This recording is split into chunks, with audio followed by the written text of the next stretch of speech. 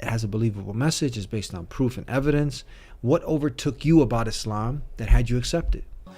Allah, there's only one God and Jesus was his messenger. Allah, la ilaha illallah.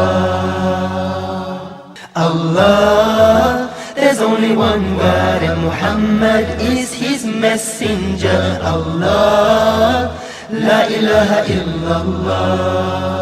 Assalamu alaikum, greetings of peace. How you guys doing? Another week, another exciting episode.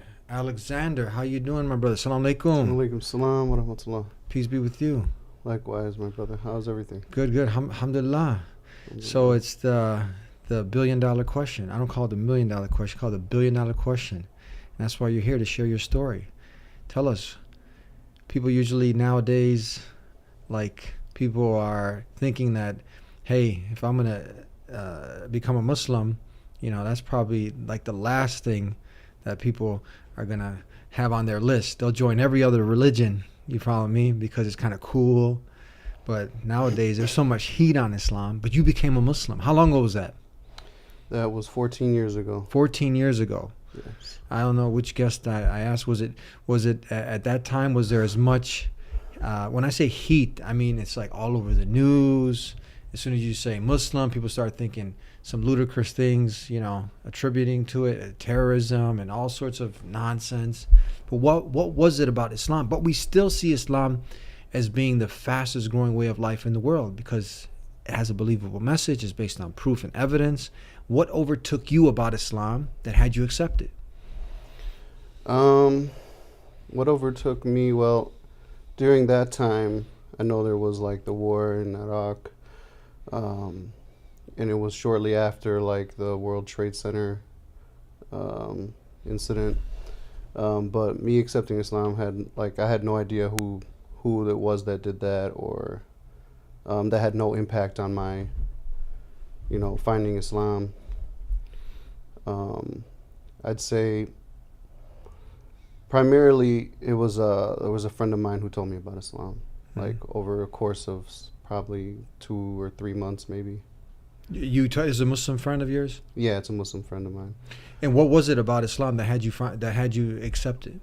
Well, after talking with him for some time, it would be on and off, and we met through non-Muslim friends. We were mutual friends, and from time to time when he would invite me to his house, he would tell me a little bit about Islam. It wasn't the main focus of our hangout time, but from time to time he'd bring it up. He'd tell me what he thinks, and eventually I picked up my own book on a biography of the Prophet, peace be upon him, and read that. And what really took me were the letters that he sent to the kings and the rulers at that time, inviting them to worship Allah alone. And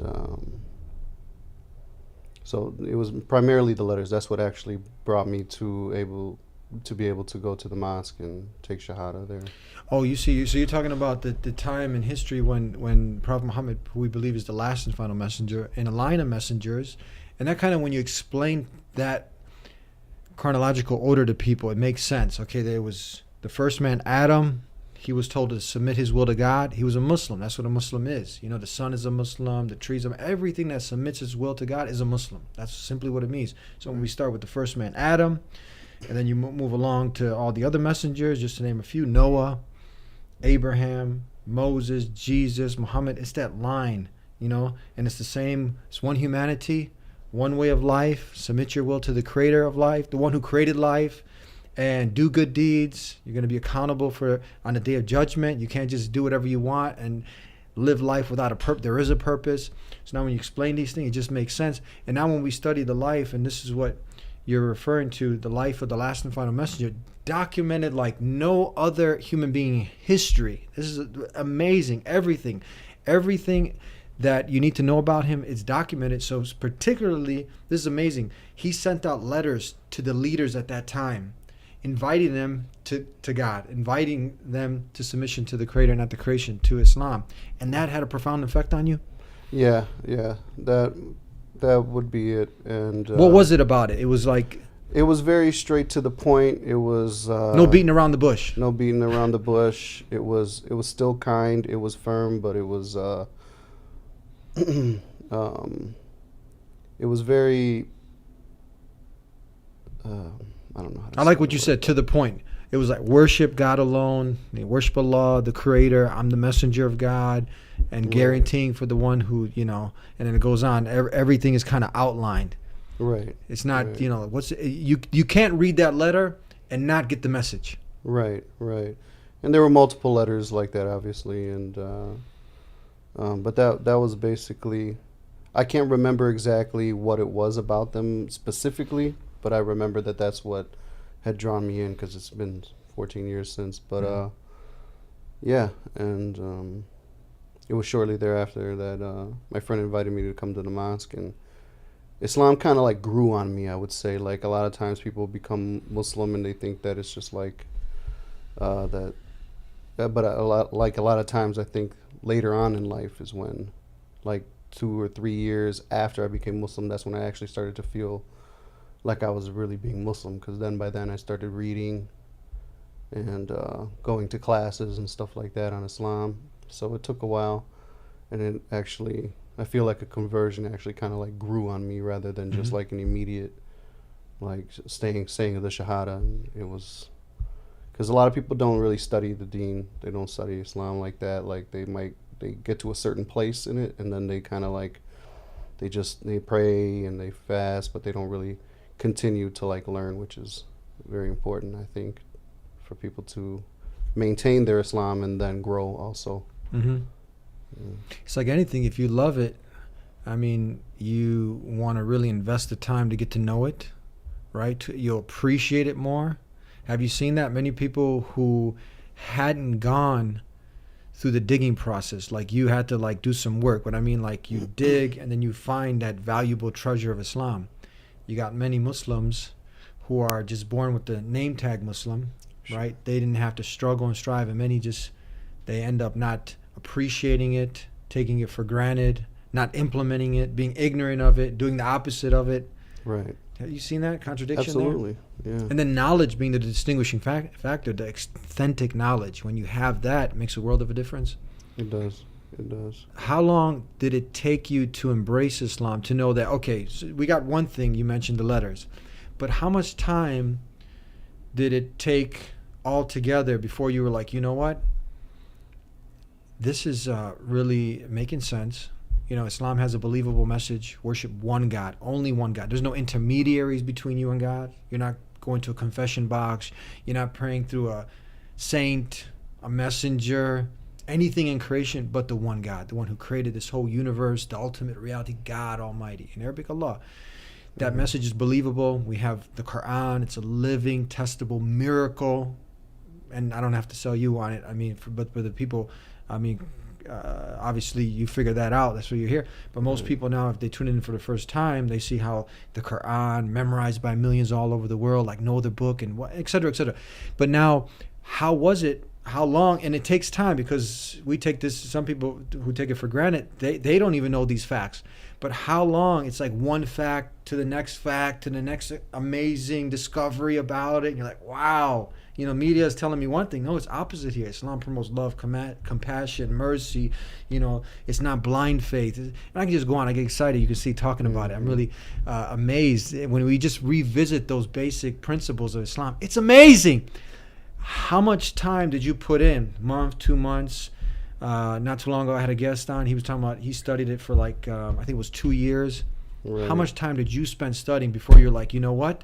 And someone can take 10 years studying it and they still didn't accept, because there's also that courage that you need. It's a sincerity, right? Right. How long did it take before you were like, okay, this is it, man. This is from the Creator. There's no more. There's no doubt about it.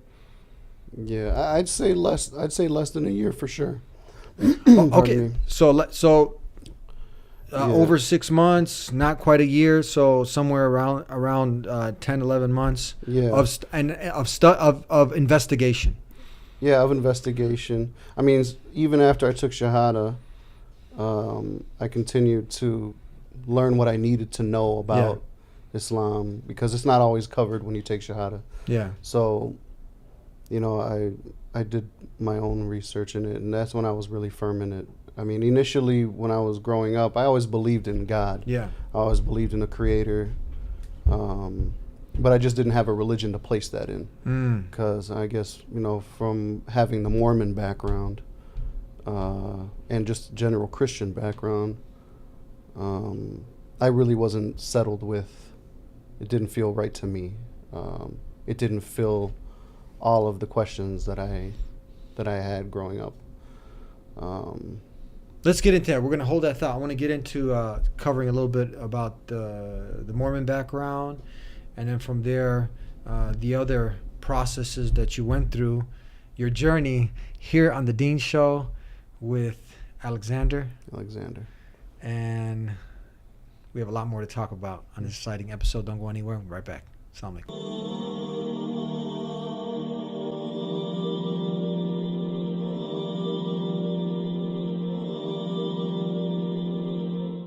Back here on the Dean Show with Alexander. Now you talked about the letters.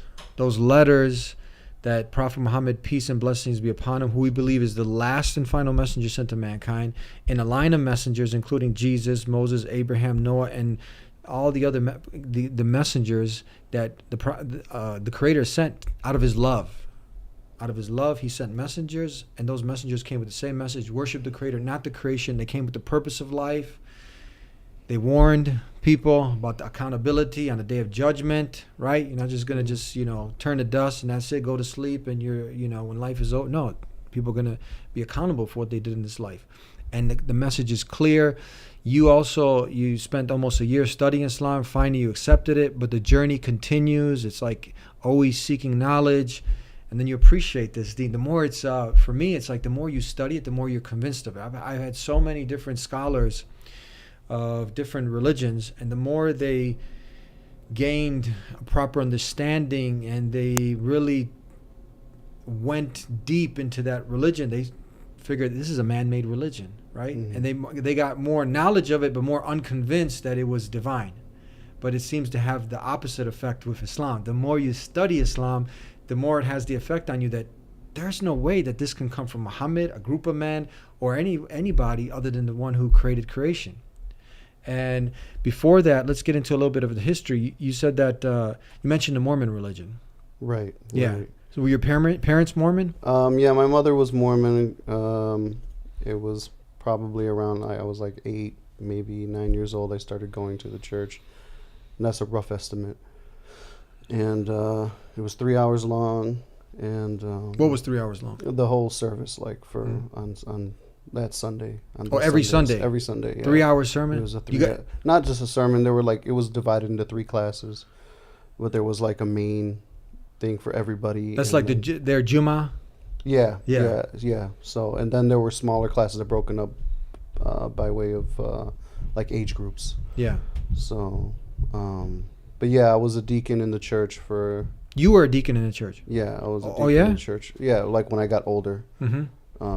And that was short lived, but So wait, is this in the Mormon church? Yes. Okay. Yeah. So oh wow, I didn't know that. So you became a deacon in the Mormon church. Now, what's the main difference between Orthodox Christianity and the Mormon church? I'd say that Joseph Smith, something like that. Joseph Smith, yeah, he's considered a prophet, and they also have modern day prophets that. They claim to be prophets today, and that they receive like divine inspiration or revelation from God. Yeah. And that's definitely one of the main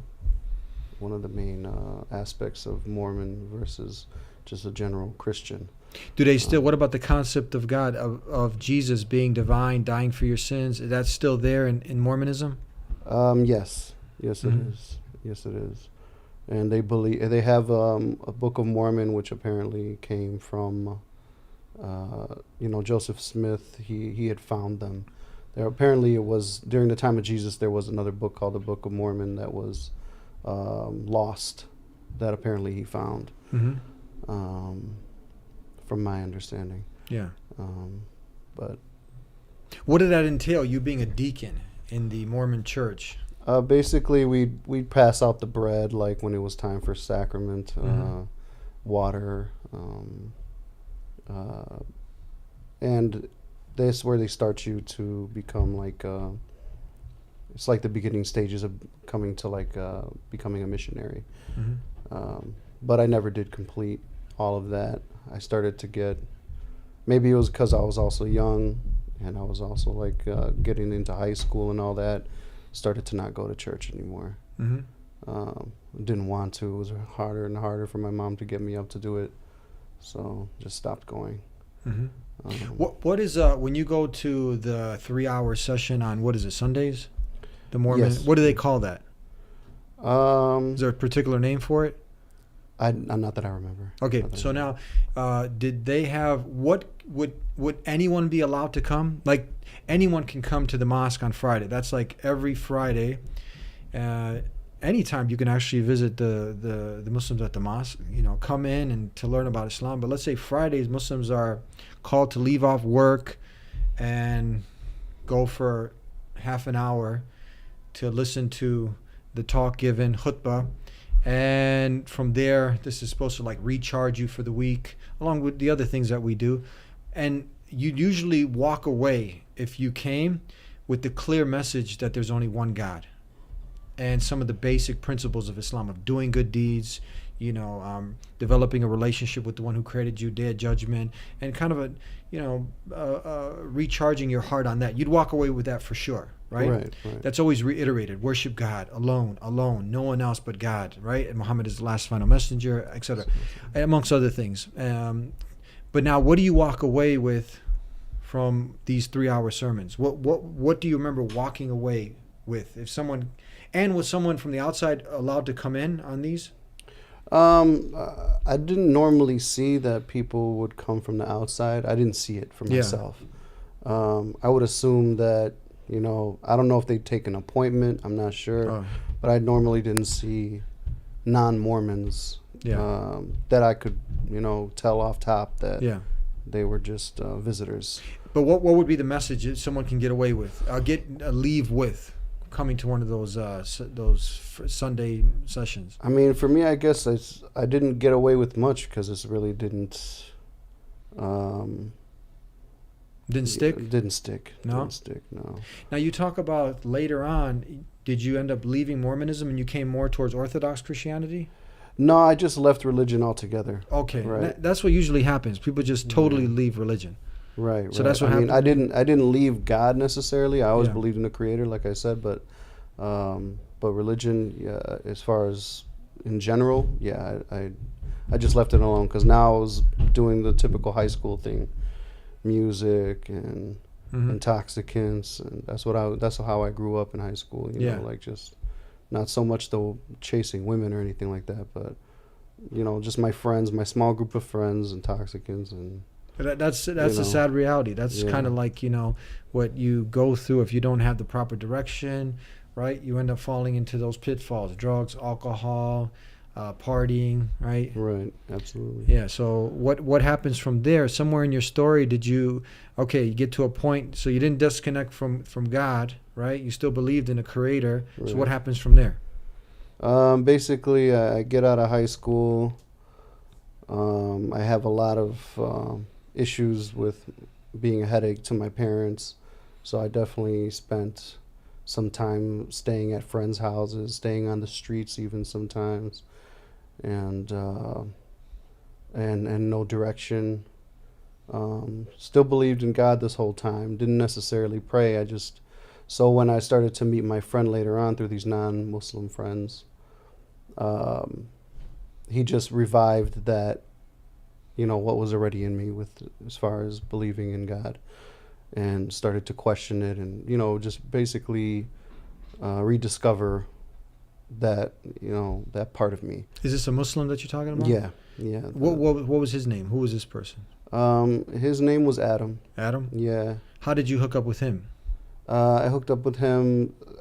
I forgot exactly which non-Muslim friends we hooked up with, but... So he was giving you dawah now? Yeah, he was giving me dawah, not like full time, but like it would come up in conversation from time to time. He he generally made sure that every time he met somebody, he would tell them about Islam. Yeah. Maybe not so straightforward, but it would, Be depending. kind of subtle, and he just Yeah, yeah. it'd be subtle, and depending on how you, react or how you respond, he would Yeah. give you more or ask you also, what you think. So Yeah. And obviously, the things that he was sharing with you were they things that sometimes you'll hear these weird things that just don't make sense. You don't want to hear more of it. But I mean, with my experience, the message of Islam is so powerful, right? And you can't appreciate if your ears are closed, eyes are closed, and you're just like brainwashed by the media. But if you're open, you're receptive, and you're like, hold on, I want to hear it for myself. And the little bit that you do hear, it's like, I want to hear some more, right? If you're sincere. absolutely. Is that what was going on with you? Yeah, absolutely. I was, I definitely wanted to hear more. I thought, because I remember one day that after talking with him for some time, I decided to go out for a walk. But before I did that, I was at home and I prayed to God alone that I was praying to. And I would like to say that I was sincere about really trying to find what's true, because Adam was telling me something, other people were telling me other things that I was reading were telling me different things, So basically what I thought to myself was like, either all the religions are wrong or there is one that is correct, And I was just, I believe I was sincere when I asked God to show me what the right path was. So then I left my house, took a short walk, ran into some Jews for Jesus who were downtown where I was living. And that's what I thought that was the sign. Yeah. Hold on. So, Let's we're gonna take a break. That's interesting. Jews for Jesus. Let's Right. leave off right there and come back to the rest of his amazing story. Don't go anywhere.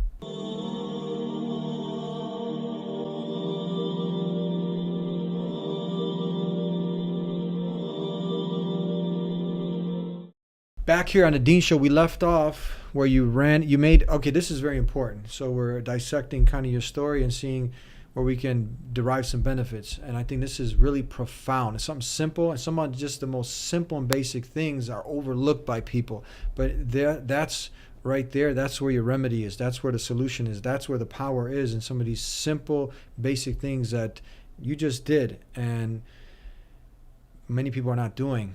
You prayed to God alone. Right, not to the creation, nothing, not to a Jesus, Muhammad, nobody, just to the Creator. You prayed, right? Right. And you asked for some direction, guidance, right? And we believe firmly, if you're sincere with yourself, with God, with the Creator, right? You don't have an image of God, not a painting, not a statue, nothing. It's just the one who is above, who created creation, above creation. He's running creation, the one who created Jesus and this whole universe and everything in it. You prayed to him, and now you bump into Jews for Jesus. Jews for Jesus. How does that work?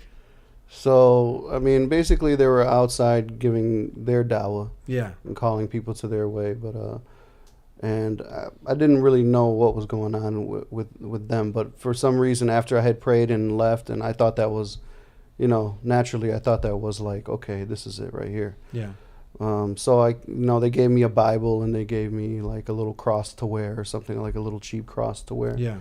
And I came home with that stuff and started to read the Bible, and my brother said something basically disapproving of it, or he was just like, thought it was silly that I was like engaging myself in Older that. brother, younger brother? Younger brother. Was he into any religion at all? Was he? I think at the time he was like into Buddhism or something like that. Okay. But he wasn't telling me to follow that. But he was just like, no, man. Like, I forgot exactly what he had said. But and then I kind of agreed with him. Mm-hmm. I guess I kind of like, followed suit with what he was saying. Yeah. But I ended up coming back to Adam and talking with him until, like he invited me to the mosque. So he kind of took me by the hand.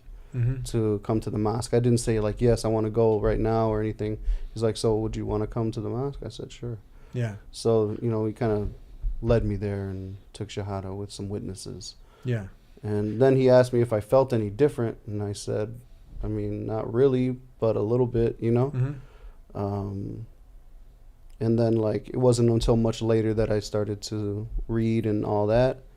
I wouldn't say much later, but sometime later I started to read and all that. And it felt like veils kept being lifted from my eyes as I started to know more and more about Islam. Started to see the world differently. It felt like I started to see a different, I started to see like, wow, there's a lot of people who don't know this. There's, and it's real. It's real. It sets a lot of peace in my heart to be able to know that what's gonna eventually happen after everything is said and done and we're in the graves.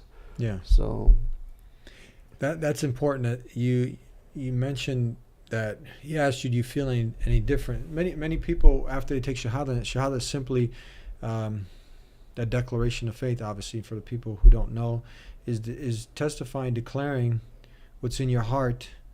Let it come out with your lips. If you love your wife, you love your mother, you tell them, I love you, right? Right. You testified to it. You'd have no problem testifying if someone stole your wallet and the police needed a description, said, who's the person who took it? I'll testify right in court, right? Right. You testify. So now you know that who's your creator? Allah, the one who created creation. Allah, that's my creator. Muhammad is a messenger. Testify to it. What's the problem? So you testify that there's nothing worthy of worship except the creator of the heavens and the earth, Allah, and Muhammad is his last and final messenger. And the amazing thing is, this wouldn't exclude, but it would include all the preceding messengers, obviously. Jesus, Moses, Abraham, and all the other messengers. And from there, many people, they feel like a weight has been lifted off them. But not necessarily that you're like, something mystical and you're people waiting for this experience. No.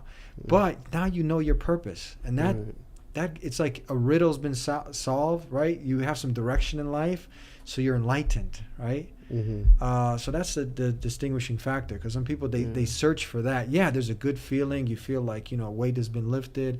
You feel like, because when you do accept Islam, all your previous sins are absolved. You're sin-free, right? I often say if you owe somebody something, you got to make sure you pay that debt. But from there, with God, you're right. Right.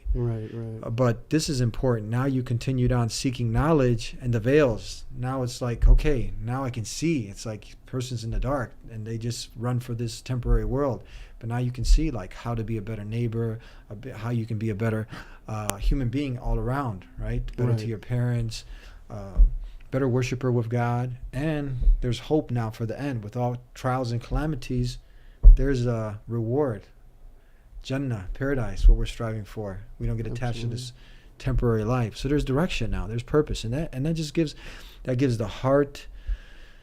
It strengthens the heart, makes a person stronger, more committed. But that, what you said, it takes more reading, it takes more studying, it takes commitment. Absolutely. Yeah. Because I remember when I told him when I took Shahada, he asked me how I felt, and I said I didn't feel, but I believed in the words that I said. Yeah. But it's not like you were mentioning some examples earlier, like a white light was coming down or something, or, but yeah, it took some time, and I think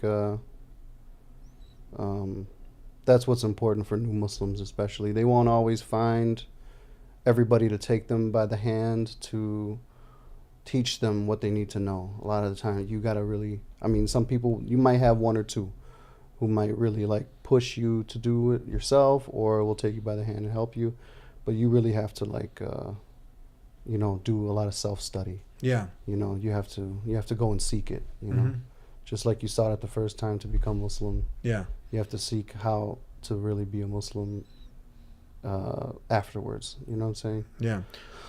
It's like anything in life. When we can make these small comparisons, but if you've decided that this is the best university that you can attend and you're going to benefit from everything it has to offer, it's going to take you to make the commitment to sign up now. But just because you sign up, you're not going to have all the knowledge that it has to offer or benefit until you start implementing it. That's the same thing with Islam, right? You realize it's the truth. Now you submitted to that truth, but now the faith, the benefits come after you implement the truth. See, people miss that. See, they try to, get all the benefits first. No, you got to first submit to it, what your Creator wants you to do. Start implementing it, and now your faith starts to increase, right? You start to grow. You start to benefit from everything that Allah has told us to do, and you reap the rewards. Absolutely. Yeah. Absolutely.